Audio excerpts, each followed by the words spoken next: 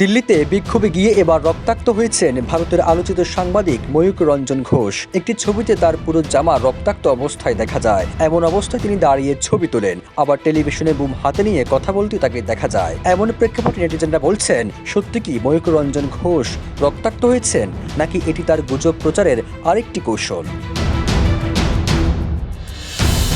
23 December সামাজিক যোগাযোগ মাধ্যম ফেসবুকে নিজের ভেরিফাইড পেজে একটি পোস্ট করেন ময়ূক রঞ্জন ঘোষ। সেখানে তিনি তার রক্তাক্তের 3টি ছবি যুক্ত করে লিখেছেন, বাংলাদেশি হিন্দুদের জন্য প্রতিবাদ করতে এসে কলকাতার লাঠির বাড়ি খাওয়া সনাতনীদের রক্ত লেগেছে আমার জামায়, নাক মুখ ফাটিয়ে দিয়েছে, কিন্তু একা ছিল না, সবাই চাপটে ধরেছে।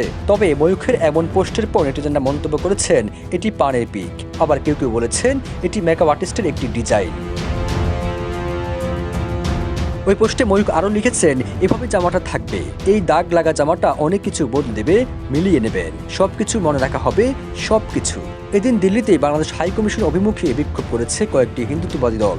এ সময় বিক্ষোভকারীরা ব্যারিকেড ভেঙে পুলিশের সঙ্গে সংঘর্ষে জড়ায়, একই সঙ্গে বাংলাদেশ মুর্দাবাদ স্লোগান দেয়।